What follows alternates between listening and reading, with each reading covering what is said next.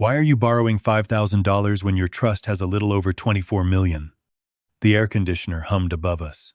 The estimate under my palm felt gritty, where rainwater had dried along one corner, and the banker's coffee smelled burned enough to cut through the lemon cleaner in her office. I looked at her nameplate, then back at the screen she had turned slightly away from me. "I'm sorry," I said. "Say that again." The banker, Ellen Price, lowered her voice. "Mr. Hale, I can confirm that you are listed as the current lifetime beneficiary. The relationship summary shows assets of roughly $24.3 million. My thumb stopped rubbing the edge of the roofing estimate. At 63, I had spent most of my working life inspecting commercial buildings, roofs, foundations, fire damage, bad repairs hidden behind fresh paint. I knew what $5,000 meant. I also knew what $24 million meant. Those two numbers did not belong in the same room. "I came in because I need a repair loan," I said. "Not because I'm looking for investment advice." "I understand." Ellen folded her hands. "That's why I wanted to speak privately. Can you show me the account?" "Not the transaction history from this desk." Her answer came quickly, but not carelessly. "I can confirm the trust relationship and the balance level available to you as beneficiary information. For anything beyond that, I can send a formal inquiry to our trust department." I stared at the roof estimate between us. $5,000 to stop water from running down the wall of Laura's old study. "My son manages that trust." Ellen nodded once. "Eric Hale is listed as the acting trustee." That part I knew. What I didn't know was why Eric had spent years telling me the money was tighter than it looked. I left the bank without signing the loan papers. Inside my truck, the cab held the dry paper smell of old receipts and the faint rubber scent of the floor mats warming under the windshield. I locked the doors, set the roofing estimate on the passenger seat, and opened the text thread with Eric. The message I wanted was 12 days old. I had sent him a photograph of the brown stain spreading across the ceiling and a copy of the contractor's quote. Eric had answered less than 10 minutes later. $5,000 for a leak is ridiculous. Put a bucket under it until spring. Cash is tighter than the portfolio looks. I read it twice. Then I scrolled farther back. A furnace repair in January. Wait until next quarter. A plumbing line the year before. Let me see what distributions look like. New gutters. Not worth touching principal for that. Nothing dramatic. No single message that would have made me throw the phone across the room. That was the problem. Each answer had been small enough to accept. I pressed Eric's name and called. He picked up before the second ring. "Dad, what exactly did you ask them?" "No hello." My eyes moved to the bank entrance across the parking lot. "Who told you I asked anything?" "The trust department sent an inquiry to the trustee side," Eric said. His voice had that clipped patience he used when he thought I was making a simple problem expensive. "You walked into a retail loan office and started asking questions about a managed trust. I walked in asking to borrow $5,000, and somehow we're discussing the trust. Because the banker told me what it's worth." A pause. "Not long. Long enough." Eric cleared his throat. "Gross value is not spendable cash, Dad. You've got commercial property, restricted holdings, tax exposure. A number on a screen doesn't tell you what's available. How much is in it?" I just explained why that's the wrong question. "How much?" His voice flattened. "This is why you asked me to handle it after Mom died." I pinched the bridge of my nose and looked at the roofing estimate again. "I asked you to handle it," I said. "I didn't ask you to tell me $5,000 would hurt a trust worth $24 million. You're taking one number out of context." "Then give me the context." "Don't do anything until I get there." The line went dead. If stories about family betrayal, buried secrets, and hard-earned revenge keep you listening, subscribe so you can hear more stories like this, then stay with this one. By the time I pulled into my driveway, the first drops had started again, tapping the roof of the truck in quick little ticks. I carried the estimate inside and set a fresh bucket under the leak in Laura's study. Water struck the plastic bottom with a hollow plink. Same place as before. The paint above the bookcase had bubbled into a soft blister, pale at the center and dark around the edge. I stood in the attic access with a flashlight and looked toward the chimney line. The flashing repair was old, but the framing I could see was still dry enough that I wasn't looking at a house ready to fall in on itself. Catch it early, repair it properly, move on.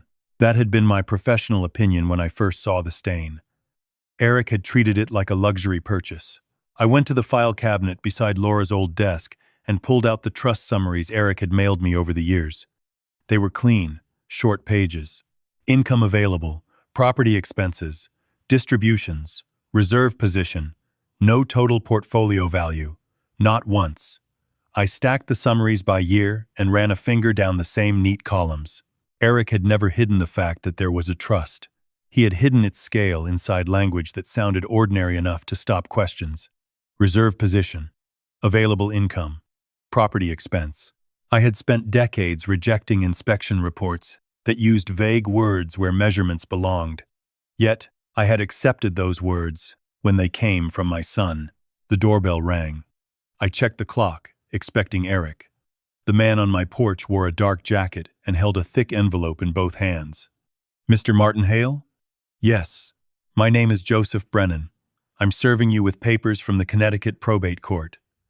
The envelope made a dull slap against my palm when he handed it over. "What papers?" "You'll need to read the citation and petition, sir. You've been personally served today." He waited while I confirmed my name, then walked back down the path. I closed the door. The envelope was heavier than it looked. At the kitchen table, I tore it open and found my name printed across a petition, asking the court to appoint a conservator of my estate. I read the first page, then the second.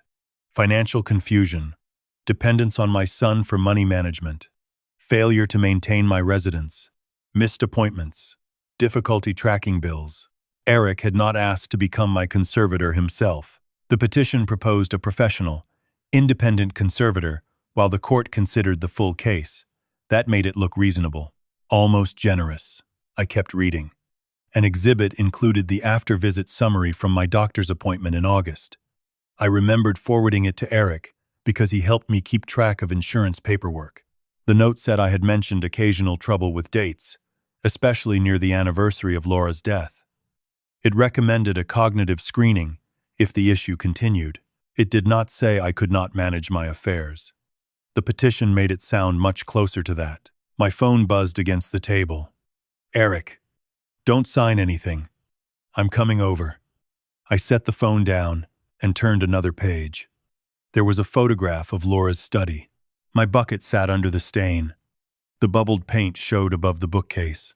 The picture had been taken from inside the doorway, close enough to catch the watermark along the ceiling seam. I did not remember agreeing to that photograph. Then I saw the date printed beneath it. It was taken after I had sent Eric the $5,000 estimate, after he had told me to use a bucket, and before he filed the petition, asking a court to put someone else between me and my own money. The bucket in the next room caught another drop. I looked at the photograph again. If Eric had been building this case before I ever walked into that bank, how long had he been building the story that went with it? The front door opened before Eric could knock a second time. He stood on the porch, with rain darkening the shoulders of his coat, one hand still lifted toward the bell. His eyes moved past me almost immediately, toward the plastic bucket in Laura's study. "You left that there?" Eric asked. "I left it under the leak. That's exactly what I'm talking about." I stepped aside and let my son in. Water clicked against the bucket in the next room. Eric took off his coat, folded it over one arm, then looked at the probate court papers spread across my kitchen table. "Who took the photograph?" Eric's jaw shifted once. "What photograph?" "The one in your petition. Laura's study." "It's property documentation, Dad." That wasn't my question. My son pulled out a chair but didn't sit. "I've been documenting the condition of the house because you keep putting repairs off. I asked you for money to repair it. You sent me one estimate. I sent you the estimate I wanted approved." Eric rubbed 2 fingers across his forehead. "Gross trust value does not mean you can spend whatever you want whenever you want. $24.3 million. You keep saying that like it's a checking account. Then show me the checking account. Show me the investments. Show me all of it." His hand dropped. For the first time since he walked in, Eric looked directly at the petition. "You've had summaries. I've had pages you prepared. They are accurate. Then the full accounting should say the same thing. The refrigerator compressor kicked on behind us. Eric finally sat. You're making this adversarial when it doesn't have to be. You filed papers asking a court to put someone between me and my finances. I asked for safeguards. You asked for a conservator. A professional conservator, Eric said. Not me. Someone neutral. If I wanted control, why would I ask the court to appoint someone else? The sentence was neat, almost rehearsed. I pulled the petition closer. Temporary conservator of the estate. Yes. So you think I can choose what to eat? Where to live? Whether I see a doctor? But not whether I spend $5,000 fixing my own roof? Eric leaned back. This isn't about one roof. He began listing examples. The dental appointment I missed in June. The utility warning that came in July. 3 texts I had sent him twice. The after-visit summary from my doctor. The condition of the house. I let him finish. The dentist changed the appointment, I said. You were handling the scheduling portal because you said it was easier to keep everything in one place. They sent you notices. To the portal. Eric opened his mouth. But I kept going. The utility bill was supposed to be on automatic payment. You told me your office had taken care of it. It was corrected. After I got the warning. You see? Eric spread one hand. There's always an explanation after something happens. The words landed softly. That made them worse. He could take a missed appointment that had been rescheduled, a late bill he had promised to manage, a roof repair he had rejected, and place them in a row until the row looked like something else. Not one lie, a shape made from half the truth. I turned to the next exhibit and found Rachel's name. Her affidavit ran 4 pages. Near the middle was a sentence I recognized because I had said it myself, sitting at this same kitchen table less than a month after Laura died. I don't know how I'm going to keep track of everything without your mother. Rachel had quoted it. Below that, she wrote that I had become increasingly dependent on Eric for financial management and sometimes confused dates. For a few seconds, all I could hear was rain brushing the kitchen window. That was after the funeral, I said. Eric looked down at the table. Your sister used something I said, after burying my wife as evidence that I can't manage money 8 years later. She described what she remembered. No. She described one sentence. Dad, did Rachel know the trust was worth $24 million? Eric's eyes came back to mine. This is not about getting the family to take sides. That answered enough. I pushed the petition toward him. Withdraw the temporary request. Withdraw the petition. Give me the full accounting. Then you, Rachel, and I sit at this table and go through every concern you have. Eric didn't touch the papers. If you agree to a formal evaluation and some temporary safeguards, I'm willing to revisit the filing. There it was. Even the possibility of giving my own rights back had become something my son could offer me. No. Eric blinked. What? No. Think before you turn this into something bigger. It got bigger when a marshal handed it to me. His chair scraped backward. Eric picked up his coat. I'm trying to keep this from becoming ugly, then start with the truth about the money. He left without answering. I called Rachel before the sound of his car had faded. My daughter answered on the 4th ring. Dad, did you sign an affidavit saying I'm confused and financially dependent on Eric? Silence. Then a cabinet door closed on her end. I signed what I believed was accurate. Did you see me refuse to repair my roof? Rachel exhaled slowly. Eric showed me the photographs. That wasn't the question. No, I didn't personally see you refuse a repair. Did you know? I asked him for $5,000 and he said no? Another pause. No. Did you know the trust is worth more than $24 million? What? The word came out sharp enough that I moved the phone away from my ear. You didn't know. Eric told me the trust had assets, obviously. I didn't know it was that high. Then what exactly did you think I was dependent on him for? Dad, he has handled your financial paperwork for years. You asked him to. You call him when bills go wrong. You send him doctor paperwork. You've mixed dates up. I wasn't trying to say you don't know who you are. But you signed a document asking a court to treat my financial decisions like they can't be trusted. That is not how it was explained to me. How was it explained? Rachel's voice dropped. That you were making more mistakes and refusing help. I looked toward the bucket. Who gave you the timeline? Eric sent me a chronology with the photographs. There was no apology. Not yet. And I didn't ask for one. By the time the call ended, the rain had eased, but the kitchen smelled faintly of wet plaster from the study.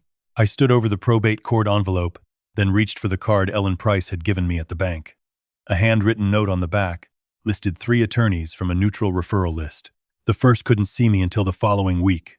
The second office handled estates, but not contested conservatorships. Patrick Doyle called me back himself. His voice was low and careful.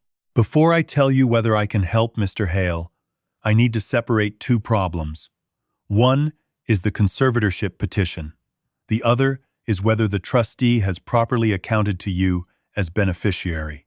Same son does not make them the same legal question. I liked that answer. Patrick asked, when Laura died. October 14th, 2018. A pause followed, filled by the soft clicking of his keyboard. How long has your son been acting trustee? Since that day. So you are approaching 8 years. Yes. Do you have the complete trust instrument? I looked toward Laura's file cabinet. I have a binder. Bring the whole thing, not summaries, not excerpts. I pulled the thick black binder from the bottom drawer, while Patrick stayed on the line. Laura's old tabs were still inside, written in blue ink. Trust administration. Beneficiaries. Trustee powers. Near the back, a section title stopped me. Removal and appointment of successor, trustee. My finger rested on the page. Patrick. Yes? I found something. Read me only the heading for now. I did. The keyboard on his end stopped clicking. Don't interpret it yet, Patrick said. Bring me the full instrument, and bring the exact date your wife died. I looked at the heading again. Eric had managed that trust for almost 8 years, and whatever this section meant, he had known it was there the entire time. Patrick set Laura's black binder on his conference table and slid my legal pad toward me. Before you accuse anyone of taking money, prove what you can prove, he said. Anger is not evidence. A bad roof does not prove incapacity. And one strange accounting entry does not prove theft. His office smelled faintly of copier toner and peppermint tea. Somewhere beyond the closed door, a printer started and stopped in short bursts. What does prove it? I asked. A chronology helps. Patrick tapped the legal pad. Date, document, who paid, who approved, who benefited. Separate what you know from what you suspect. I wrote the headings. Patrick opened the probate court citation. Your temporary hearing is coming fast. I'm sending a formal beneficiary request today for accounting information and records from the trustee and the custodian. That does not mean they hand us every file by dinner. Eric has had 8 years, and we have days, so we use them better. That sounded like something Laura would have liked. Patrick's pen paused above the trust binder. One more thing. Do not call Eric and accuse him of fraud. I wasn't planning to. Good. If something is wrong, records will help us. If nothing is wrong, records will help us too.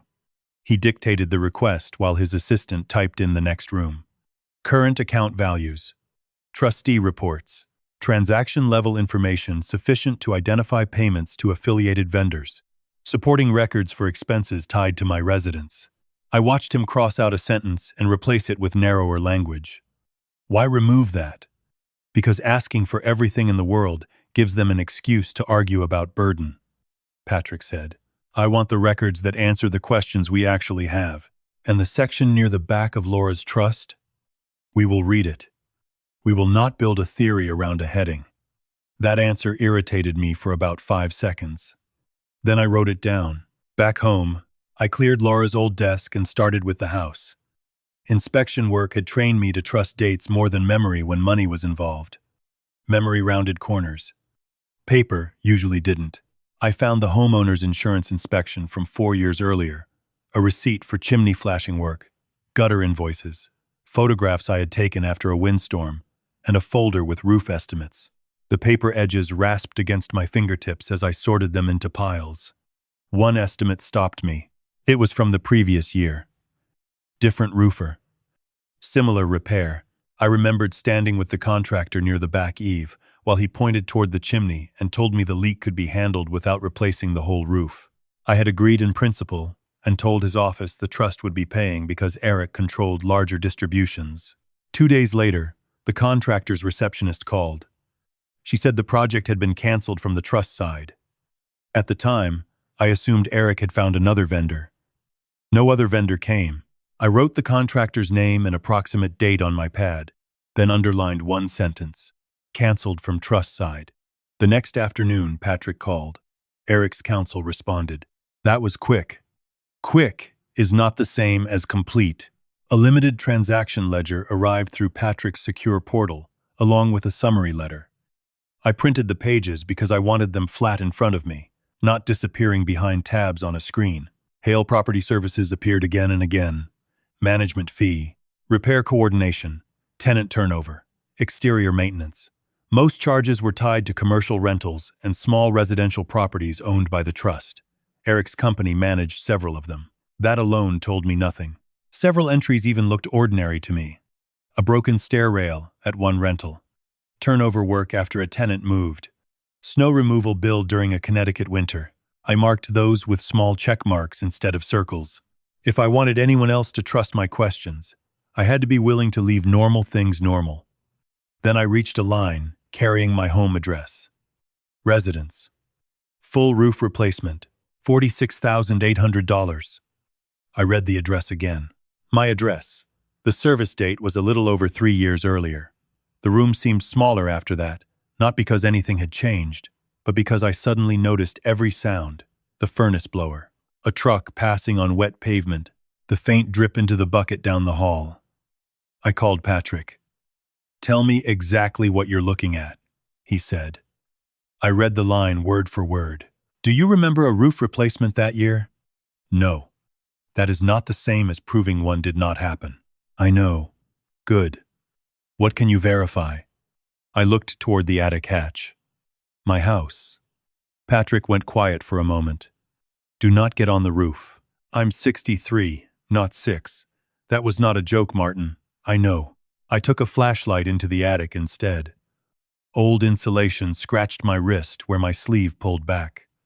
The wood carried the dry, dusty smell of a space opened only when something went wrong. From the hatch and the safe walkway, I checked the chimney side. The underside of the decking I could see, and the nail patterns along a repaired section. Nothing there looked like a complete roof system installed 3 years ago. The flashing near the chimney showed an older repair I remembered paying for. One section of decking carried a dark watermark from before Laura died. Along the eave, visible from an upstairs window, the shingle edges showed the same uneven wear I had photographed after the windstorm years earlier. A full replacement could leave some old decking.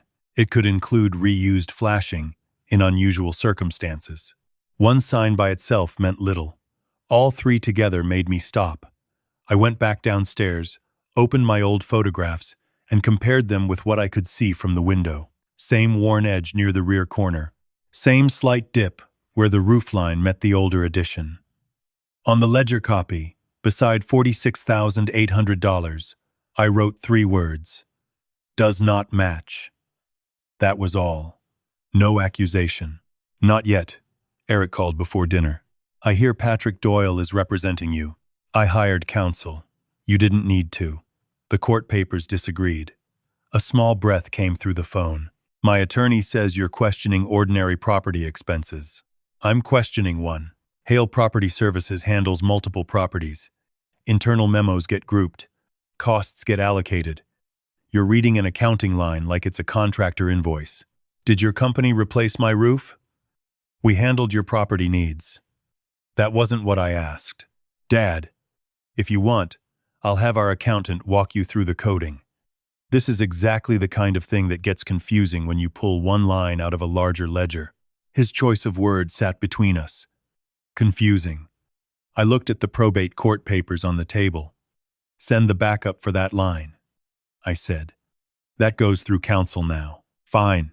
You are turning bookkeeping into a family war. No, Eric. I'm asking whether your company replaced my roof. Silence lasted long enough for me to hear him shift the phone. We handled the property, my son repeated. Then he ended the call. Patrick came by the following morning with a copy of the petition exhibits arranged in a thin folder. He did not sit until I had put the ledger beside it. "Show me," he said. I pointed to the roof entry. Patrick turned to the condition photographs Eric had filed with the probate court.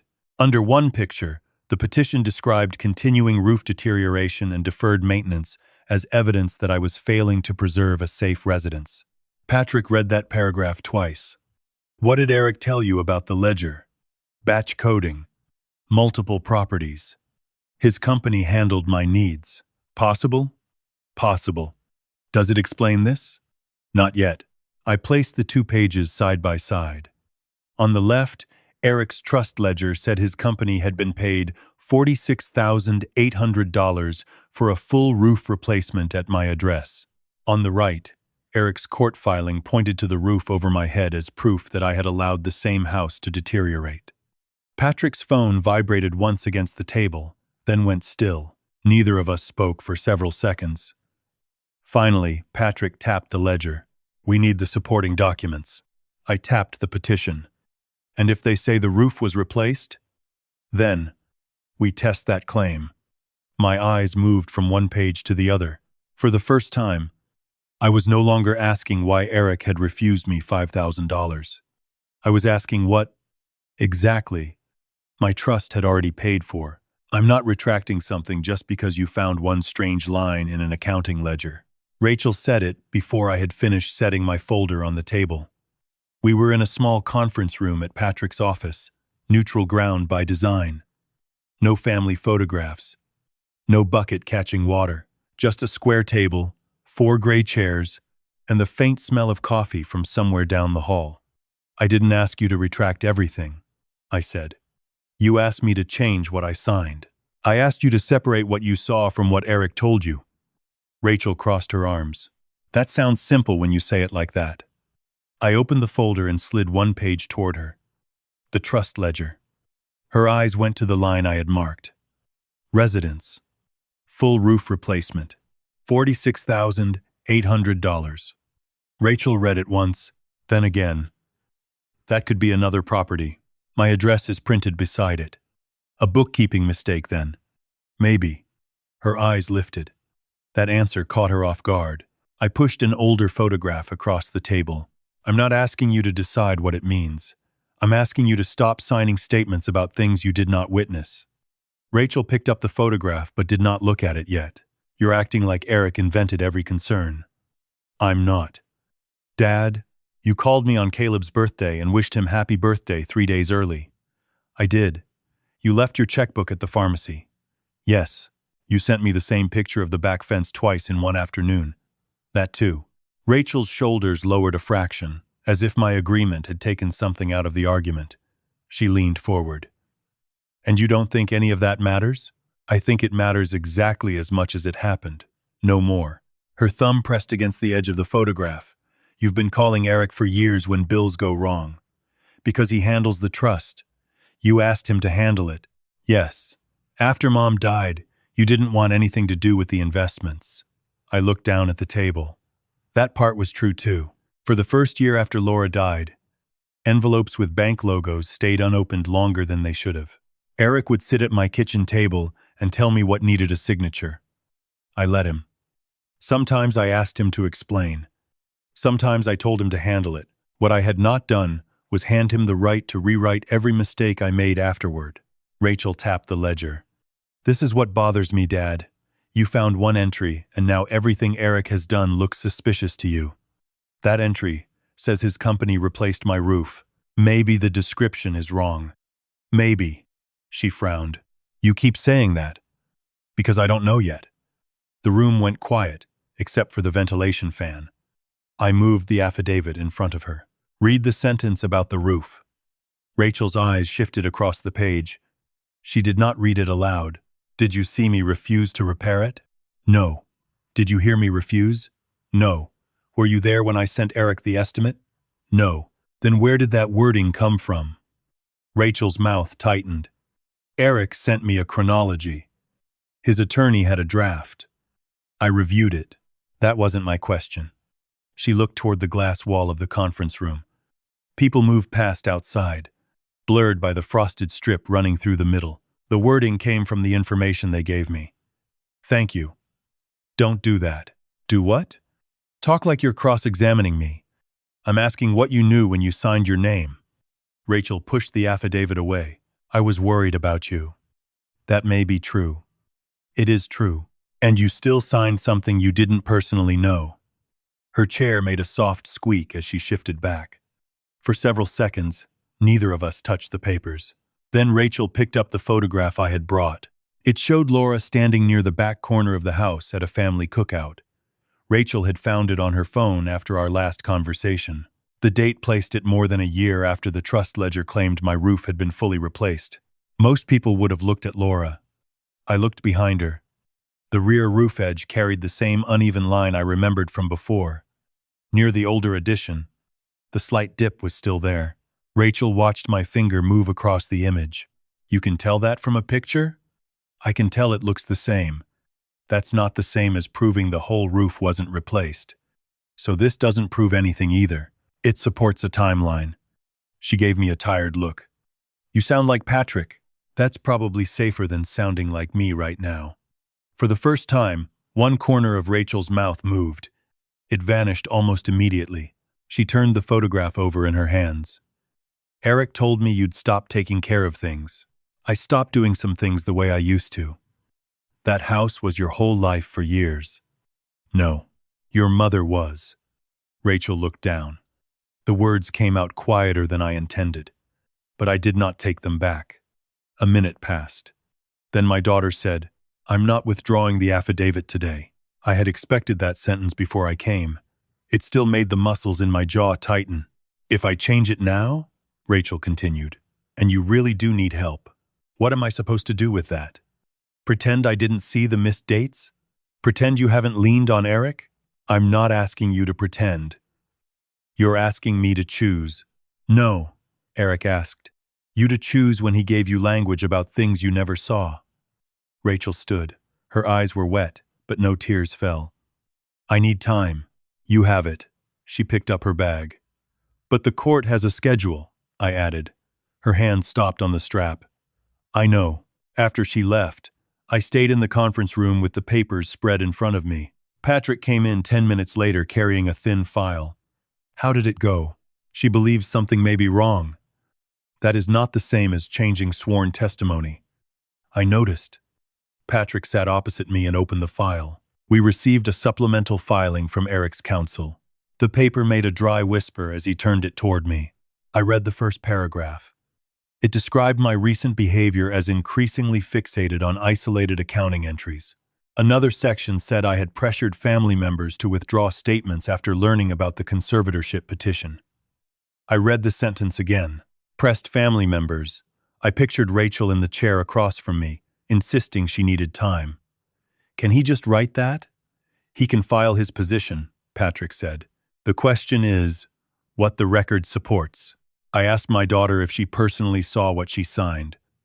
And from this point forward, assume every call, every text, every visit may be described later by someone else. I leaned back. So I stopped talking to my own children. I didn't say that. What are you saying? Patrick folded his hands over the file. Be factual. Be brief. If you need something corrected, ask in writing. Do not threaten consequences. Do not speculate about crimes. And do not send a message at midnight because you are angry. I don't send messages at midnight. Good. Keep not doing that. A short laugh escaped me before I could stop it. Patrick slid my legal pad across the table. Your advantage is that you know how to document physical conditions. Use the same discipline here. On the drive home, I did not call Rachel. I did not call Eric either. The house was quiet when I entered, except for the slow drip in Laura's study. I changed the bucket, dried the floor around it, then carried my legal pad to the kitchen. At the top of a clean page, I wrote 4 headings. Date, source, what I know, what I do not know. Underneath, I started with the bank, then the petition, then the roof estimate, then Rachel's affidavit. The urge to write what Eric was trying to do sat there, just beyond the edge of the page. I left it blank. For the first time since the marshal came to my door, I stopped trying to convince my family that I was right. I started building a record that did not need them to agree with me. Patrick had the trust open to the section I had found when I walked into his office. He did not greet me with an answer. He pointed to the chair. "Sit down, Martin. Read the first paragraph yourself." The paper felt thicker than the summaries Eric had sent me over the years. Laura had chosen cream stock for the final estate documents, and her blue tab still stuck out from the side. Removal and appointment of successor trustee. I read slowly. When I finished, Patrick turned the page back and tapped one sentence. "Your wife gave you a personal power to remove the acting trustee after the 8th anniversary of her death. Eric, if he is still serving, and I can replace him. You can appoint a qualified, independent corporate trustee." But keep reading. The next paragraph mattered more. The power belonged to me alone. I could give notice during the 30 days before the anniversary, but removal could not take effect before October 14th. If I were under a conservatorship of the estate, when the power became effective, the power would be suspended until my legal capacity was restored under the terms of the trust. I read that section twice. A conservator couldn't exercise it for me? "Not this power," Patrick said. "The document says it is personal and non-delegable. So if the court puts a conservator over my estate before October 14th, Eric stays trustee. Your power to remove him would be suspended.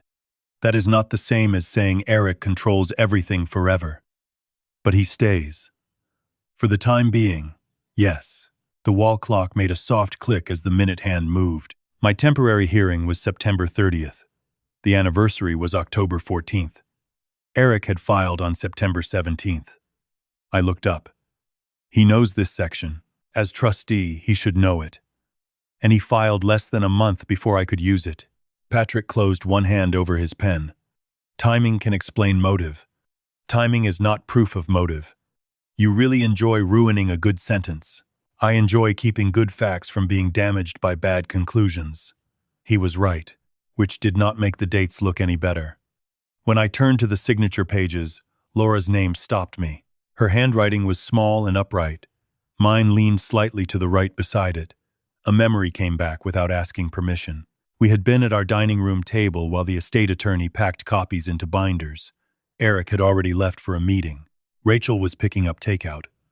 I complained that the trust seemed too complicated for a family that had spent most of its life working from inspection reports and contractor invoices. Laura slid one binder toward me. "It buys time," she said. "It doesn't buy you a new parent." I had laughed. "What does that mean?" "It means the kids can help without getting to become your boss." At the time, I thought she was teasing me, because I hated being told what to do. Sitting in Patrick's office 8 years later, the joke had lost its soft edges.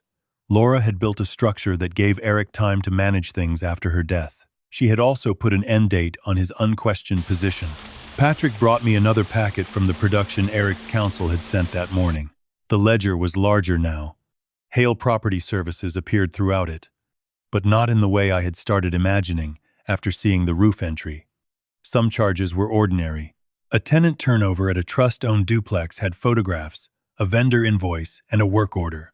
Snow removal at a small retail property matched the winter dates. A plumbing repair had a licensed contractor bill attached, with Hale Property Services charging a separate management fee that did not look unreasonable. I marked those pages with a check. Patrick noticed. "You expected them all to be bad?" I hoped they weren't. Keep that habit. The residence entries were different. Roof work, water mitigation, gutter service, exterior maintenance, project supervision. Descriptions repeated where supporting documents did not. One page referred to a vendor attachment that had not been produced. Another showed a management fee without a contractor invoice behind it. A water mitigation charge sat 2 months away from another entry that appeared to describe the same area of the house. Nothing screamed from the page. That was what bothered me. If every charge had been absurd, I could have dismissed the whole system as sloppy fraud or sloppy accounting. Instead, legitimate work and questionable work were mixed together until the questionable items looked ordinary by association. Then I found the windows. The entry was from 2 years earlier. Project supervision. Primary residence window replacement. Hale Property Services had been paid a supervision fee. I knew the month because I had arranged the replacement of 6 windows on the north side myself, choosing the local crew, negotiating the price, meeting them at 7 in the morning, moving furniture away from the walls, and paying the company from my personal checking account after Eric told me not to bother the trust with it. I still had the canceled check. "No," I said. Patrick looked over. "What?" "This one." I pushed the page toward him. "I hired the crew. I paid them. Did Hale Property Services supervise the project? No one from Eric's company came to the house. Could they have reviewed the estimate or arranged something from the office?" "Not that I asked for." Patrick circled nothing. He simply wrote a note in the margin. "Confirm source documents." The amount was not enormous compared with the trust. That almost made it worse. My son's company had been paid for supervising work. I remembered standing in the driveway to supervise myself. By late afternoon, Patrick had spread 4 dates across a yellow pad. My roof requests in August and September. The petition filed September 17th. The temporary hearing scheduled for September 30th. The trust anniversary on October 14th. He turned the pad toward me. "Tell me what you know." I studied the dates. "I know Eric refused the roof distribution." "Yes." "I know he filed the conservatorship petition before the anniversary." "Yes." "I know the trust says my right to remove him can be suspended if I'm under a conservatorship of the estate when that right becomes effective." "Yes." "And I know his company has been paid by the trust, including for work at my house that I don't recognize." Patrick nodded. "Good. What do I not know? Whether every questionable charge is improper, whether the roof entry is false, misallocated, or badly coded, whether Eric filed the petition specifically to suspend your removal power." The last sentence irritated me most because it was the one I wanted to claim. I looked through the glass wall toward Patrick's receptionist, who was stapling a stack of papers. "So I still can't say why he did it. You can say the timing gives you a reason to investigate." That was enough. Not emotionally. Practically. Eric did not need my house. The house was mine. Outside the trust. He did not need to become my conservator either. His petition proposed a professional. What he needed, if the dates meant what they appeared to mean, was for me to lose the ability to remove him before October 14th. 2 weeks. That was the space between his temporary hearing and the date Laura had given me back the choice of who controlled the trust. I picked up my pen. "What can I sign today?" Patrick pulled 3 documents from his folder. The first demanded a fuller accounting and supporting records. The second gave written notice that I intended to exercise my successor trustee power if I remained legally able to do so when the anniversary arrived. The third required preservation of records connected to my residence and Hale Property Services, including invoices, work orders, communications, and allocation records. "This does not remove Eric today," Patrick said. "I understand. It does not accuse him of fraud. I understand that too. And once these go out, he will know you found the clause." I signed the accounting demand, then the notice of intent, then the preservation request. My pen scratched across the last page, louder than it had any right to sound. Patrick gathered the documents, but left the trust open between us. For days, Eric had been telling the court that I could no longer manage my own financial decisions. Now he was about to receive 3 signed papers showing exactly what decision I had made and exactly which deadline I had found. The evaluator closed my checkbook register and asked, "If your son refused a distribution tomorrow, what would you do?" "Ask for the reason in writing. And if you disagreed?" "I'd send it to Patrick and challenge it through the trust process." She nodded, but her face gave me nothing. The appointment had lasted nearly 2 hours. We had gone through dates, bills, the purpose of the trust, the difference between a trustee and a conservator. What would happen if I signed a settlement I did not understand, and why I still wanted the roof repaired.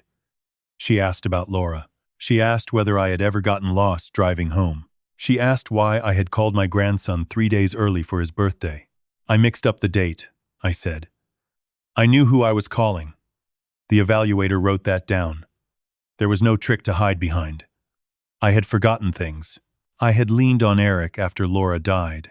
I had let him manage more than I should have because doing less was easier for a while. But when the evaluator asked what $24 million meant in relation to a $5,000 repair, I did not need help with the math. At the end, she put the papers into a folder. I don't issue certificates saying people are perfectly competent, she said. That isn't how this works. I wasn't asking for perfect. Good. Her written opinion reached Patrick the next day. She found that I understood my financial circumstances, the trust relationship, the consequences of major decisions, and the alternatives available to me. Nothing in her examination gave her a clear basis to say I could not manage my affairs. Patrick read the conclusion once, then set it beside Eric's petition. This helps with Wednesday, he said. Helps? It does not erase the rest of the record.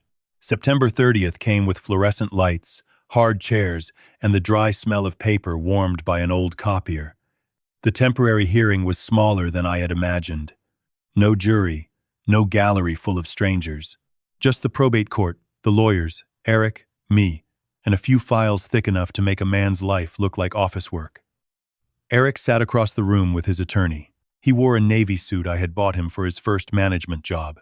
I noticed that before I noticed anything else. His attorney began with the doctor's after-visit summary, then moved to the utility notice, the missed dental appointment, Rachel's affidavit, and the photographs of my house. Each item sounded worse when read without the sentence before it or after it. Patrick did not argue that I had never made a mistake. He gave the court the independent evaluation. Then he gave them the text where I had asked Eric to approve the roof repair, and Eric told me to put a bucket under the leak until spring. The judge looked down at the papers for several seconds. Eric's attorney said, "The issue is not whether Mr. Hale can explain individual incidents after the fact. The issue is whether temporary protection is warranted while the broader petition is reviewed." Patrick answered, "Temporary removal of financial control requires more than a collection of ordinary mistakes, particularly where the disputed home condition followed a documented request for funds to correct it." Nobody raised a voice. That made every sentence easier to hear. The court denied the request for a temporary conservator of my estate. Not the whole case, just the temporary request. The final petition remained scheduled for October 13th. Outside the hearing room, I breathed through my nose and watched people move along the hallway. Patrick closed his folder. "You keep control of your estate today. Today. That matters." Across the hall, Eric was talking quietly with his attorney. When he saw me looking, he stopped. For 1 second, I wanted to walk over and ask whether he still thought I needed protection from myself. I did not. Winning one question did not make the next one disappear. By the time I got home, an email from the trust administrator was waiting. My monthly support would continue. Property taxes would continue. Insurance would continue. For non-routine distributions, the trustee now required additional estimates, invoices, and written explanations while the dispute was pending. Nothing was frozen. Nothing had to be. A trustee with discretion did not need to lock every door when he could simply make each one harder to open. The roof inspection cost came from my personal checking account. The wording was polite enough to frame on a wall. It also meant that every repair now needed one more layer of permission from the man whose accounting I was questioning. When the inspection company asked for a deposit, I caught myself reaching for Eric's number out of habit. I stopped before the call connected. For 8 years, almost every larger expense had traveled through him. The court had just said I could manage my own estate, yet the trust designed to support me still required me to pass my needs through the same person trying to prove otherwise. I paid the deposit myself. So did part of Patrick's retainer. I watched the balance drop low enough that I moved a planned dental crown to a later date. Then I printed the inspection appointment confirmation and added it to my legal pad. Date. Source. What I knew. The independent roof inspector arrived carrying a moisture meter and a folding ladder. though he did most of his work from safe access points and the attic. His name was Dennis Cole. Gray beard, heavy boots, no interest in family history. That suited me. We started at the rear addition. "This flashing is older than 3 years," Dennis said. "How sure?" He ran one gloved finger along a visible seam. "The sealant history tells part of it. Corrosion tells part. I would not date a roof from one component alone." "Neither would I." Dennis glanced over. "You worked construction?" "Commercial building inspection." That changed the conversation. Not into agreement. Into specifics. We compared the chimney flashing, repair patches, exposed edge wear, and material sequence around the older addition. Some decking could survive a replacement. Some components might be reused. But the visible history did not fit the simple description of a complete roof replacement 3 years earlier. Dennis wrote carefully. His conclusion did not say fraud. It said the observed roof components and repair history were not consistent with the claimed scope, without additional documentation showing exactly what work had been performed. That was stronger than anger. At the town office, the permit records gave me little. The type of work described might not have required the kind of permit that would settle the question, and absence of a record proved almost nothing by itself. So I did not circle it in red. I put it behind Dennis's report as support. The insurance photographs were better. Patrick obtained copies from my homeowner's file. One set had been taken before the alleged replacement. Another came afterward. I spread them across my kitchen table. Same chimney flashing line. Same patched section near the rear corner. Same slight dip where the older addition joined the main roof. Dennis reviewed the images and said, "Those details are worth asking about. They do not look like what I would expect after the scope described in that ledger." I wrote his words exactly. That evening, Patrick forwarded a response from Eric's counsel. I read it standing at the kitchen counter. The phrase "full roof replacement," they now said, was an internal project code used within a broader multi-property allocation. It should not be read as a literal description of work performed at my residence. I almost laughed. Then I opened the attachment. There was an invoice number. There was a service date. And beneath the project code was the service address. Mine. I called Patrick. "They're saying the description is just internal coding." I saw. The attachment names my house. I saw that too. So first the company handled my property needs. Now the full replacement never meant a full replacement. Patrick's voice stayed even. "Write down the inconsistency. Do not improve it for them. And do not exaggerate it for yourself." I sat at the table and opened my legal pad. Under Eric's first explanation, I wrote, "Multiple properties, grouped accounting." Under the second, I wrote, "Internal project code, not literal scope." Then I copied the service address from the attachment, my own. The temporary court fight had left my finances in my hands, but Eric still controlled the trust. And now every explanation meant to clean up the roof entry seemed to leave another mark behind. The roofing company found the email because I remembered the receptionist's first name. Marcy. I told the man who answered the phone. She called me last year and said the job had been canceled from the trust side. Keys clicked in the background. "This is Greenfield Roofing," he said. "Marcy still works here. Hold on." A minute later, her voice came through. "Mr. Hale?" "Yes. I remember your house.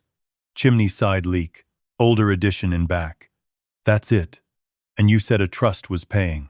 I leaned over my kitchen counter and opened my legal pad. "I told your estimator I approved the repair in principle, and that Hale Property Services would be the payment contact because my son handled distributions." "That sounds right." Paper shuffled near her receiver. "We sent the proposal to you and the administrative address you gave us." "What happened after that?" Marcy was quiet long enough that I heard the office printer start behind her. "I'd rather pull the file than guess." "Please do," she called back 20 minutes later. "We received an email saying the owner would not authorize the project at that time." "From me?" "No, sir. From Hale Property Services Operations." The pen stopped in my hand. "Can you send me that email? If you are the property owner and the customer listed on the estimate?" "Yes. I need to confirm the address and email we have for you." I gave her both. The message arrived while we were still on the phone. I opened the attachment first. The original estimate still carried the note from the estimator. Customer-approved scope. Payment to be coordinated through trust administrator. My own email address appeared above the contact line for Hale Property Services. Then I opened the cancellation. It was ordinary enough to be missed in a crowded inbox. Thank you for the proposal. The owner will not authorize this project at this time. Please close the work order.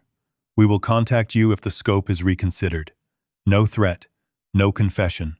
Just a sentence telling a contractor I had refused a repair I had already approved. Did anyone from your office call me after that? I asked. I don't see a note saying we did, Marcy replied. Since the trust side was listed as the payer contact, the office treated the cancellation as coming through the person handling approval. I thanked her and hung up. For a while I stood in the kitchen listening to the refrigerator hum. Then I printed the email. At Patrick's office, he read it without speaking. Does this prove Eric wrote it? I asked. No. The account belongs to his company. Yes. He controlled the company. Yes. But that still isn't the same as proving he personally typed it. Patrick looked up. Correct. I sat back. The distinction no longer annoyed me. Every time he forced me to narrow a claim, the facts seemed to get harder instead of weaker. I had spent 30 years inspecting buildings where owners wanted conclusions before walls were opened. Water came from somewhere, they would say. The contractor must have done it. Maybe. But my job had been to separate the stain from the source. This was beginning to feel the same way. Only the building was my family. The proposal showed my preliminary approval. The contractor file showed Hale Property Services as the trust payment contact. The cancellation came from that operations account. I had never sent any instruction withdrawing authorization. Patrick placed the email beside the petition photograph. We are getting closer to a useful question, he said. Which one? Who created the record that you refused to maintain the house? My phone rang before I could answer. Rachel. I let it ring once more, then picked up. Dad. Did the trust really pay $46,800 for your roof? According to the ledger, yes. And you're saying the roof was never replaced? I'm saying the physical condition doesn't match a full replacement as described. Dennis's report says the same thing more carefully. Rachel breathed into the phone. Can you send me what you have? I sent 3 documents. The $5,000 estimate, the $46,800 ledger entry, the contractor cancellation, nothing else, no accusation, no explanation attached. Rachel called back 10 minutes later. Her voice had changed, less defensive, more careful. I never saw this email. I know. Eric told me you wouldn't approve the repair. That is what your affidavit says. She went quiet. Then my daughter said, There's something else I need to tell you. I waited. That text you sent after Mom died.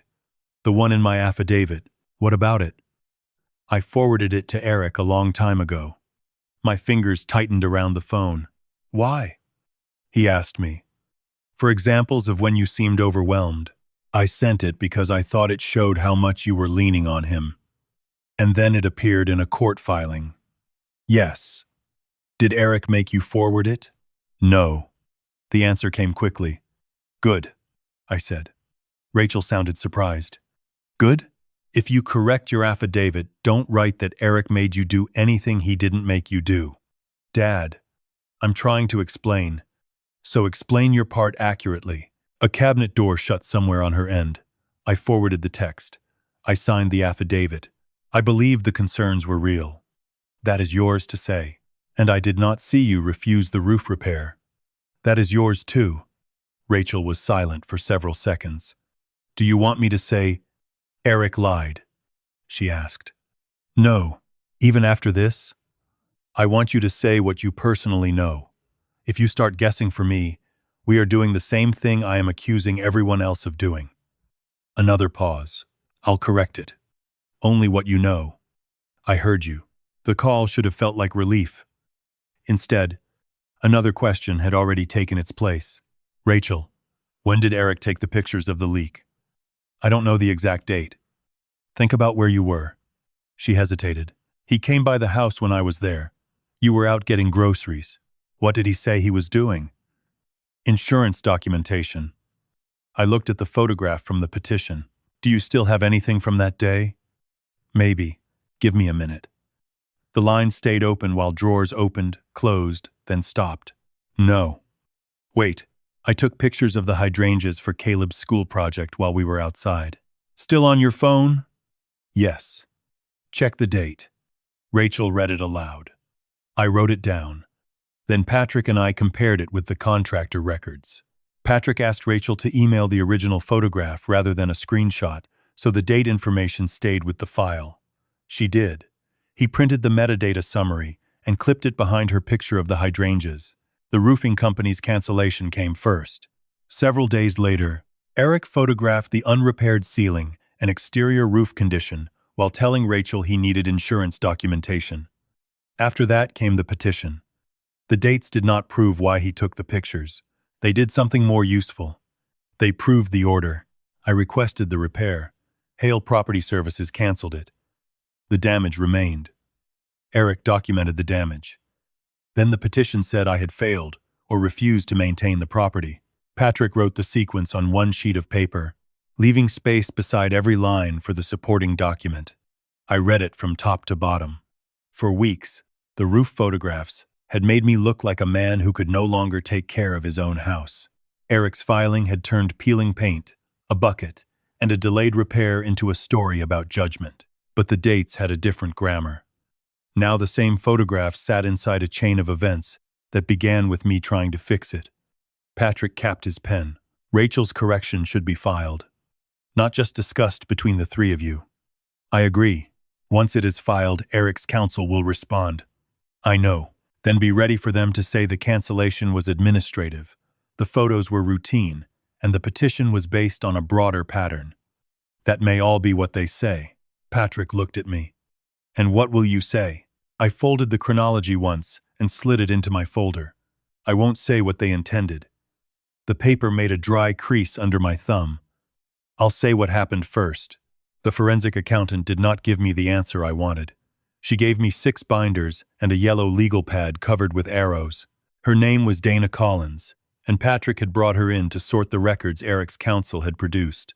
She wore reading glasses on a cord and spoke the way inspectors I respected used to speak when owners pushed for certainty before the walls were open. Some of these charges are supported, Dana said. I sat across from her in Patrick's conference room. How many? Enough that you should stop thinking in terms of everything being fake. The sentence stung because a part of me had begun doing exactly that. Dana opened a rental property file. This management fee has a work order, tenant correspondence, a vendor invoice, and a payment trail. The rate is not unusual for the market. She turned to another. This plumbing repair is documented. Another. Snow removal. Documented. Then she placed a thinner folder beside them. Your residence entries are different. The air vent clicked overhead. Dana separated the pages with one finger. Here we have a project supervision fee without a matching contractor invoice. Here, a water mitigation entry that overlaps another charge 2 months later. Here, an affiliate fee that does not have the same conflict disclosure I see in the earlier years. So, Eric did some of the work correctly. Yes, and some of it may not have been. That is what the records support so far. I looked at the 2 stacks. For several days, I had wanted the clean version. Good on one side, bad on the other. Instead, Eric had left me something harder. A system that worked often enough to make the parts that did not work blend into the paper around them. Dana flipped toward the earlier years. The first 2 years after your wife died, Hale Property Services received relatively modest affiliate fees. Most were tied to identifiable rental work. What changed? She pulled another sheet from the production. A major client disappeared from their revenue reports later. There is also debt tied to a project that appears to have gone poorly. I looked at Patrick. Did Eric's company start losing money? Patrick answered before Dana did. We know the business faced pressure. We do not know that pressure caused any particular trust charge. Dana nodded. What I can say is that related party billing increased after the company's outside revenue weakened. No secret account. No yacht. No suitcase of cash. Just a business under pressure, and a son who had been sitting between a large trust and his own company. I rubbed the edge of the table. Could it have started small? Dana closed the binder. People can rationalize many things. I am not here to explain his mind. Patrick gave me a brief look. I had heard that lesson before. By then, Rachel's corrected affidavit had been filed, and Eric's counsel had responded almost exactly as Patrick predicted. Administrative cancellation, routine property photos, broader concerns about judgment. Nothing in their response explained why the trust ledger carried a full roof replacement at my address. But nothing had made Eric surrender either. 2 days later, Patrick called. They want mediation before the final hearing. What are they offering? Enough that you should read it before you answer. The mediation room was larger than Patrick's conference room and colder by several degrees. A pitcher of water sweated onto a cork coaster between us. Eric sat across from me. He looked tired, not beaten, not apologetic, just tired. His attorney slid a draft agreement across the table. Patrick did not touch it. The mediator summarized the terms. Eric would withdraw the conservatorship petition. The trust would approve the roof repair. My monthly distribution would increase. The trust would contribute toward part of my legal expenses. Eric would agree to an orderly transition to an independent corporate trustee within 6 months. For a moment, the list sounded like someone had taken every argument I had made and turned it into a solution. Then the mediator continued. In return, I would release Eric and Hale Property Services from claims arising from past trustee administration and related party transactions, subject to the summary accounting already provided. No further accounting demand beyond the settlement summary. No later challenge over affiliate fees covered by the release. I looked down at the papers. The room became very quiet. Eric spoke first. You wanted the roof fixed. Yes. You wanted more access to the trust. Yes. You wanted me out as trustee. I wanted the right Laura gave me to decide that. His jaw tightened. This gets you there without dragging everyone through a hearing. Patrick remained silent. That mattered. He had explained mediation before we arrived. His job was to make sure I understood the words. The choice stayed mine. Eric leaned forward. Dad, you asked me to handle this after Mom died. The sentence landed differently from his other arguments because it was true. I had asked. Not for every decision he made afterward. Not for the petition. Not for the roof cancellation. But I had put the binder in his hands and told him I could not keep opening envelopes with Laura's name on them. Eric continued. I handled the properties. I dealt with taxes, vendors, tenants, insurance, distributions. I kept things moving while you wanted nothing to do with it. I know. His eyes narrowed slightly, as though he had expected a fight. You know? I know what I asked you to do. Then you know this was not some plan that started 8 years ago. I have never said it was. The mediator shifted in her chair. Eric looked down at the agreement. If we go to the hearing, Rachel gets pulled in again. Her correction is already part of the record. Her original affidavit is still there too. Caleb is old enough to know the family is fighting. Is that what you want? My hand rested beside the settlement.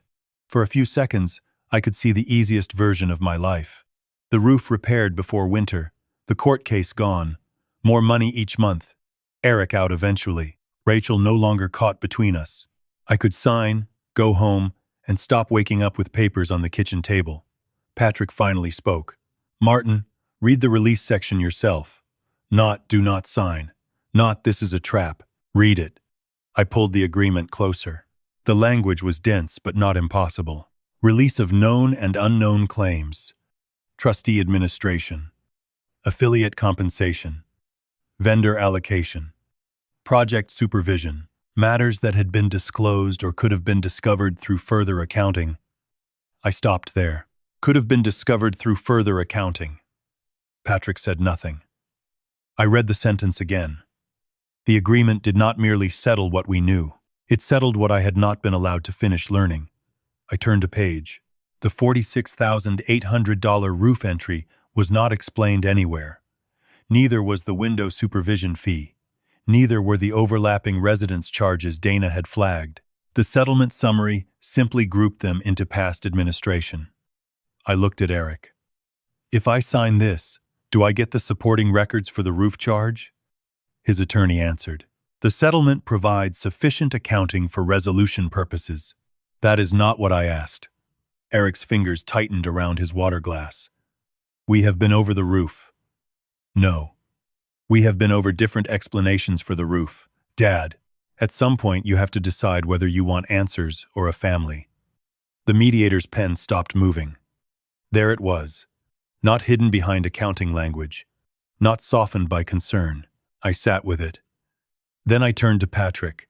Can I agree to the future transition and refuse the release of past transactions?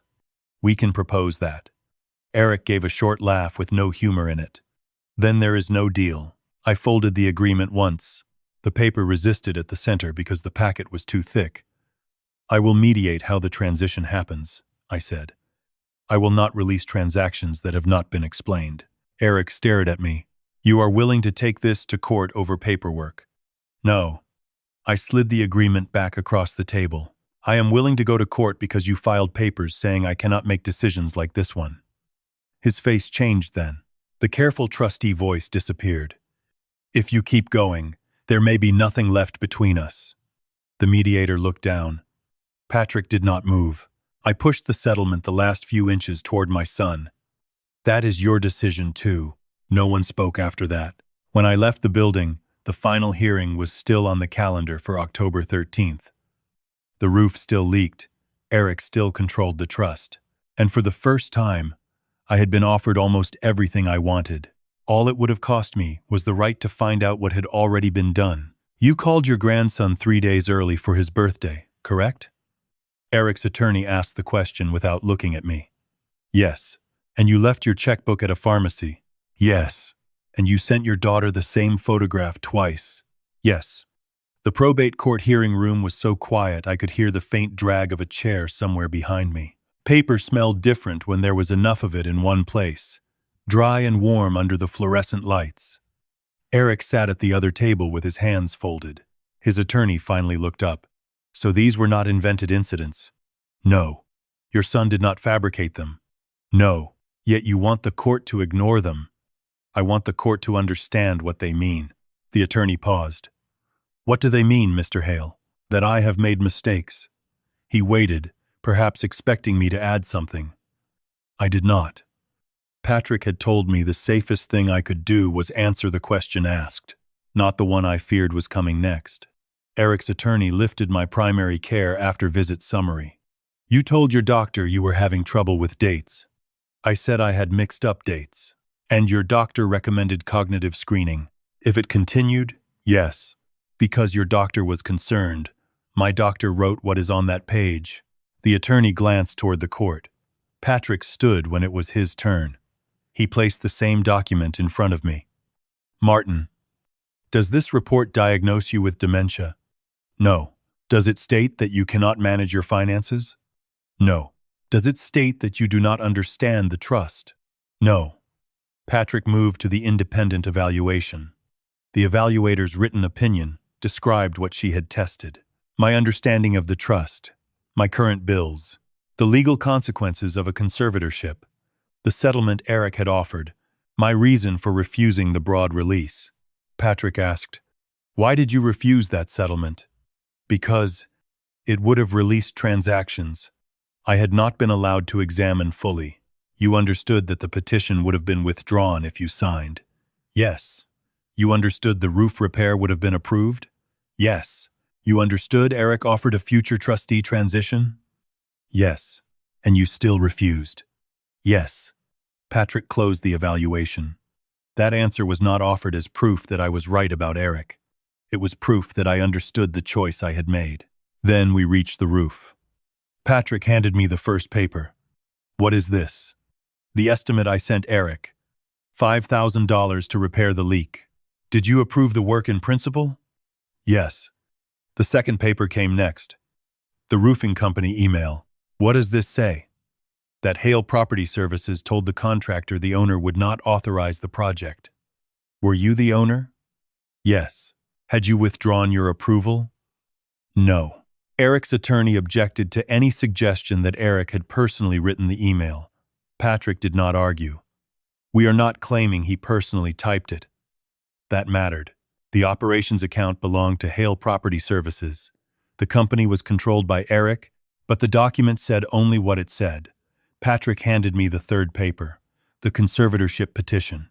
I read the paragraph describing my failure to maintain the residence. Was the condition of the roof one of the examples offered as evidence that you were no longer managing your affairs properly? Yes. Patrick placed the three papers side by side. Estimate, cancellation, petition. I could see Eric looking at them now. His attorney stood. The cancellation was administrative. There were broader property management concerns, and one isolated email does not change the petitioner's overall concern for his father. Patrick nodded. Then he added the fourth document, the trust ledger entry. Residence. Full roof replacement.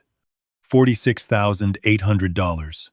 Eric's attorney spoke before Patrick asked me anything. That phrase has already been explained as an internal project code used in allocation. Patrick picked up the supporting attachment. Is this the service address associated with that code? I read my own address aloud. The attorney said, the address identifies the property connected to the broader project accounting. It does not establish literal replacement of the entire roof. Patrick turned to Dennis Cole's report. Dennis did not accuse anyone of fraud. He did not say a complete replacement was impossible. He said the observed components, repair history, flashing, edge wear, and material sequence were inconsistent with the claimed scope without further documentation. Then came the insurance photographs. One before the ledger date, one after. Same chimney flashing line, same patched rear section, same slight dip where the older addition joined the main roof. Eric's attorney tried the explanation again. Older components may remain after roof work. Dennis agreed. Some could, Patrick asked. Would those photographs be consistent with the simple description full roof replacement? Not without records showing a much narrower or different scope than those words ordinarily describe, Dennis answered. Nobody celebrated. There was only the scratching of a pen near the bench. That was enough.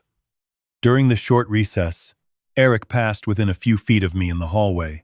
His attorney kept talking to him in a low voice, but Eric's eyes stayed on the folder under my arm. Dad, he said. Patrick stopped beside me. I waited. Eric glanced at my attorney, then back at me. This could still be settled. Not with that release. His mouth tightened. You are proving my point. Which one? That you cannot let anything go. The hallway door opened behind him, ending the conversation before I answered. Rachel came in after the recess. She did not look at me when she sat down. Eric's attorney took her through the original affidavit first. She confirmed that I had mixed dates, confirmed that I had leaned on Eric after Laura died, confirmed that she had worried about me. Then Patrick handed her the correction. Did you personally witness your father refuse the roof repair? No. Did you know he had sent Eric an estimate asking for approval? No. Did you know the trust held more than $24 million? No. Where did the statement that he refused necessary repairs come from? Rachel swallowed. From the chronology and draft materials Eric's side gave me. Did anyone force you to sign? No. Did you forward your father's private text about feeling overwhelmed after Laura died? Yes. Her fingers tightened around the edge of the witness table. I did that myself. Patrick let the sentence sit. He did not rescue her from it. Neither did I. By the time the lawyers finished, the court had two versions of the same family in front of it. Eric's version had real mistakes in it. Mine did too. The difference was that his version depended on treating every mistake as proof of decline while ignoring the decisions and records that contradicted it. The ruling did not come with a speech. The court found the evidence insufficient to justify an involuntary conservatorship of my estate. My current evaluation supported my ability to understand and manage the decisions before me. The financial and property evidence raised disputes about administration and credibility that belonged in the proper fiduciary process, not as a shortcut to taking control away from me. The petition was denied. Nothing in the ruling declared Eric a thief. Nothing said the $46,800 entry was fraud. Nothing needed to. When we stepped into the hallway, Patrick checked the date on his phone. October 13th, he said. I know. Your anniversary is tomorrow. I know that too. He opened his briefcase. Inside was the notice we had prepared after the 8-year clause came to light. The qualified corporate trustee, Patrick, had helped me vet, had already signed its written acceptance, contingent on the trust terms becoming effective. Patrick held out the final page. You can sign today. Removal takes effect tomorrow. Across the hallway, Eric emerged with his attorney. He saw the document. For once, my son did not ask what I was doing. I signed my name. Martin Hale. Patrick scanned the notice and sent it through the formal channels to Eric, his counsel, the custodian, and the successor trustee. My phone vibrated before Patrick had put the papers back in his case. A delivery confirmation. I looked across the hall at Eric. He was reading something on his own phone now. The court had refused to let him place someone between me and my decisions. Tomorrow, the decision Laura had saved for me would take effect, and this time, Eric already knew exactly what I had chosen. At 9:12 on the morning of October 14th, Patrick called. It is effective. I was standing in Laura's study with the old plastic bucket beside my shoe. Eric is out. As acting trustee, yes. The corporate trustee has accepted under the terms of the trust. I looked up at the stain above the bookcase. What happens now? Records move. Custodian authority changes. Vendors get notice. Accounts get reviewed. So not everything by lunch. Patrick gave a dry little laugh. Definitely not by lunch. That was the first lesson of getting control back. Nothing dramatic happened. No account suddenly opened on my phone. No courier arrived with $24 million. The trust still owned investments and commercial property. Bills still had to be paid. Tenants still had leases. The difference was quieter. Eric could no longer decide what I was allowed to ask. That afternoon, new work orders to Hale Property Services were paused while the corporate trustee reviewed the affiliated contracts.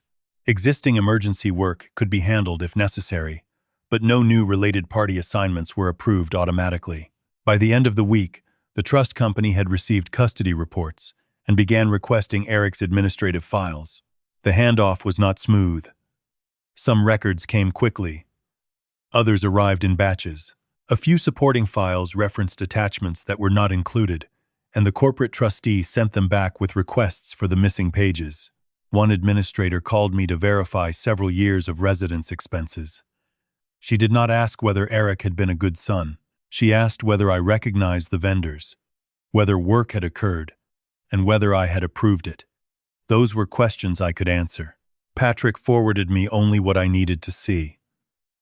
You do not need to run the investigation yourself, he said. I know. Do you? I'm learning.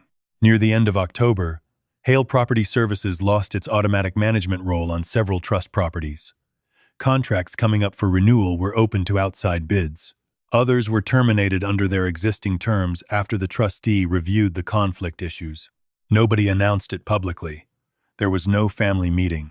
Eric simply stopped being the person whose company got the first call. That consequence reached me through a formal trustee update. 1 paragraph. 4 sentences. I read it twice.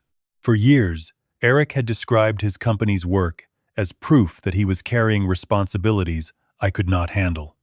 Now, the trust was still functioning. Without him, the accounting took longer. Dana worked with the successor trustee through November, separating legitimate expenses from weekly supported ones.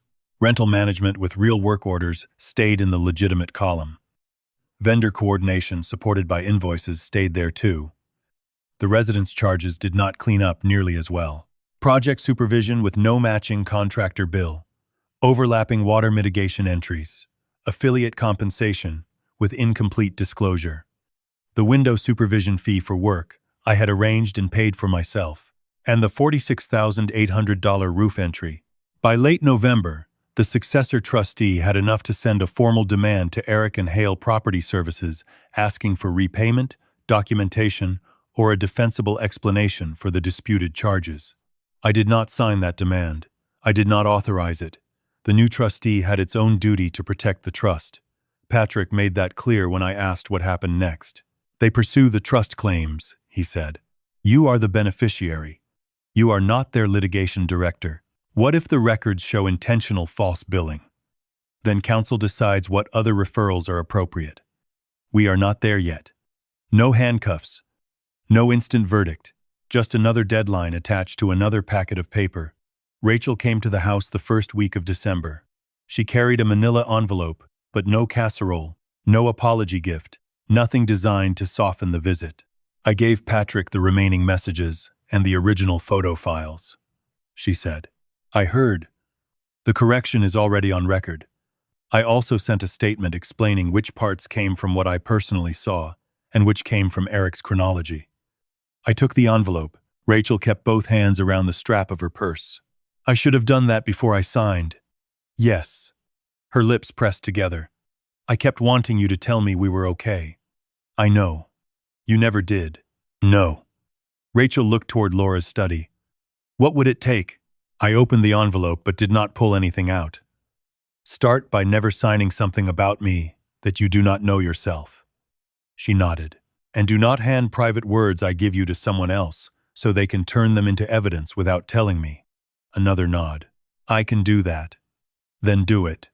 She left 20 minutes later. No hug at the door, but she had brought records instead of excuses. That was something I could measure. The roof distribution was approved soon after. The corporate trustee asked for competing bids because the support standards still required reasonable spending. I got 3. One contractor wanted a larger replacement than Dennis thought necessary. Another came in suspiciously cheap. The third walked the attic with me, explained the flashing problem without pretending the whole roof was failing, and gave me a written scope I could follow line by line. I chose him. No call to Eric. No request for permission. Work began in early December. When the crew opened the damaged section near the chimney, the smell of old damp wood drifted down through the attic access. Dennis came by while the area was exposed. He pointed to the old flashing and weathered material beneath the patched section. This matches what we documented. How old? Older than the accounting description would have led me to expect. That was as far as he went. It was enough. The roof itself still refused to tell Eric's version of the story. 2 days later, Patrick called about another settlement request. The successor trustee was dealing separately with Hale Property Services over the trust's recovery demand. Eric wanted more. Global peace. His proposal asked me to release any personal claims tied to the conservatorship fight, agree not to make public accusations about disputed administration, and waive future family litigation arising from the same events. I agreed to meet once, with counsel present. Eric arrived carrying no binder. That was the first thing I noticed. He sat across from me and rubbed his thumb along the rim of a paper coffee cup. The trust made money while I managed it, he said. It did. The properties stayed occupied. Most of them did. I kept the assets producing. I have never said you did nothing. His head lifted. I made bad calls under pressure. Patrick did not move beside me. Eric continued. Hale Property Services lost business. I was trying to keep staff working. I used vendors I knew. Sometimes coding was sloppy. Sometimes charges should have been documented better. He stopped short of the roof. So I took him there. Which part required you to tell a roofer I refused a repair I approved? Eric's fingers stopped on the cup. That email came from operations. Which part required your petition to use the unrepaired roof against me after your company canceled the work? We have argued this already. No. You have explained each paper separately. His chair creaked as he leaned back. The trust company is going after what it thinks belongs to the trust. What else do you want? My signature is not part of the trust's claim. I want this finished. So do I. Then sign the personal release. No.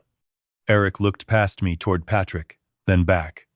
You are choosing paperwork over your son again. I folded my hands on the table. No. I am choosing what my name goes under.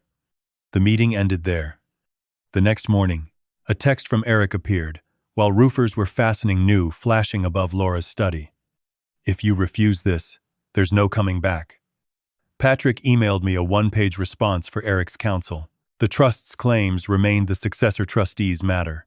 I would not sign the personal release. Future legal communication would go through counsel. At the bottom was a line for my signature. Above me, a nail gun struck 3 quick times. On the floor beside the bookcase, the old bucket was dry. I signed the rejection. For the first time in 8 years, my signature did not ask my son for anything. What you can take from this story is simple. Help should never require you to surrender the right to ask questions. If a son, daughter, spouse, relative, or advisor manages money for you, you should still know what exists, where it is held, what authority that person has, and how you can see the records yourself. Trust is valuable, but trust without access to information can turn into dependence before you notice it. You also do not have to be perfect to deserve control over your own life. Forgetting a date, missing an appointment, or needing help with paperwork does not automatically mean you no longer understand your choices. The better question is whether you know what you own, understand the consequences of a decision, and can explain why you are making it. If someone starts collecting only your mistakes while ignoring the decisions you still make clearly, you should pay attention to the pattern and insist that the full context be recorded. Documents matter because memory can be argued with. A text message, an estimate, an email, a statement, or a dated photograph can establish what happened without requiring you to win a shouting match. If something feels wrong, keep copies. Write down dates. Separate what you know from what you suspect. Do not exaggerate. A precise record is often more useful than an angry accusation, especially when family relationships and money become tangled together. The same rule applies before you sign anything. You should read the entire document, not only the paragraph that gives you what you want. A settlement can offer peace, money, repairs, or a faster end to conflict while asking you to give up rights you have not fully examined. When the language is complicated, get independent advice from someone who does not answer to the person pressuring you. Asking for time to understand a document is not disrespect. It is basic self-protection. This story also shows why family loyalty should not erase accountability. Someone may have helped you for years and still make choices that cross a line. Both things can be true. You can acknowledge the good work without pretending the harmful decisions did not happen. You can also refuse revenge for its own sake, while still allowing fair, financial, legal, or personal consequences to follow from what someone chose to do. And, when another relative gets involved, responsibility still matters. If you repeat something you did not witness, sign a statement you did not verify, or share private words without permission, good intentions do not erase the effect. Repair begins when you name your own action clearly and change what you do next. An apology means more when it is followed by different behavior. Most of all, you should remember that boundaries are not the same as punishment. You can love someone and still remove them from a position of financial authority. You can leave the door open to future reconciliation without giving them the same access they misused before. Rebuilding trust should require time, transparency, and consistent action, not one emotional conversation. Have you ever had a family member make decisions for you for your own good, and then realize you had lost more control than you intended? Would you have accepted peace in exchange for giving up the right to keep asking questions? Or would you have done what Martin did and kept going until the record was clear? If this story reminded you of something you have lived through, your experience may help someone else recognize the warning signs sooner.